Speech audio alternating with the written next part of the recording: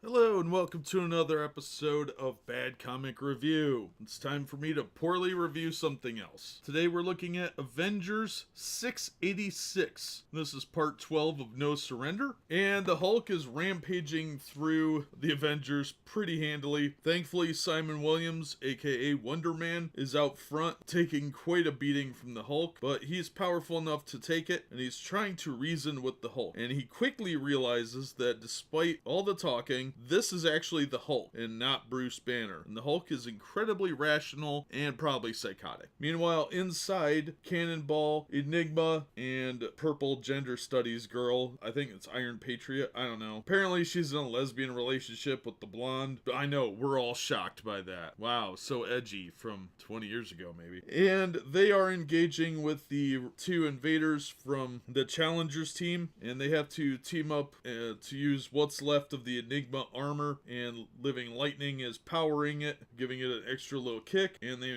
are able to knock down Black Swan. And just when they're about to get stabbed in the back, because they're standing around ignoring this lady, Thor's hammer comes out of nowhere and hits her. And who should be there? Obviously, except Rogue, Hercules, and Girl Thor. So while Team Diversity shows up, Voyager is coming to the conclusion that they are in fact actually decent people, and they're really working together in a team and sacrificing themselves to protect others. And Simon continues to get a beat down, but Hercules and fake Thor show up to attack the Hulk. Just when Simon was starting to make progress with actually talking to him, they show up and act with their fists. Even Rogue shows up, but she can't absorb all the craziness out of him because it is just the Hulk. She's only absorbing some of his power, and that's when Simon makes a really good point as to how the Hulk is being played, and the Hulk gets really mad and he changes the rules,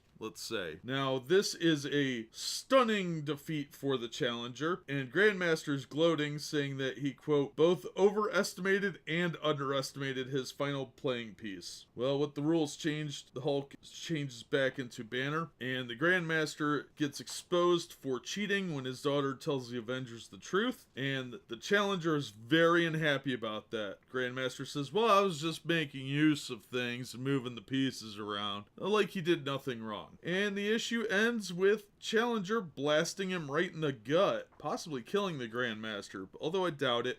But it is a good cliffhanger ending. So that's where the issue ends. Now, the team that brought this to us was Jim Zub, Mark Waid, and Al Ewing. Penciler was Paco Medina. Inker was Juan Velasco. The color artist was Jesus Abertov. Letterer was VC's Corey Petit. Cover by Mark Brooks. I really liked the cover. Thought it was really cool. Overall, the art wasn't too bad. This guy cannot draw faces to save his life, though. But it was passable. It was better than some of the other issues, honestly. Either that or I'm just getting, like, acclimated to the mediocrity of it all. It really is more anime style than I care for. I don't think it's primetime art. I think it's indie level book, maybe second, third tier company work, IDW, Dynamite, things like that. But there is a lot of potential there. I really like the cover. The cover artist does a good job with this one. And overall, it was a pretty good issue. I was actually impressed. It was a pretty coherent story. There were a few things that annoyed me about it. Hercules talks about himself in third person. I always find that annoying. And Simon whining about everybody responding with their fists first. That's not true in Avengers history. They do try and talk to people. They do not always fly in with their fists first. And when they do, it's usually for a reason. So I take issue with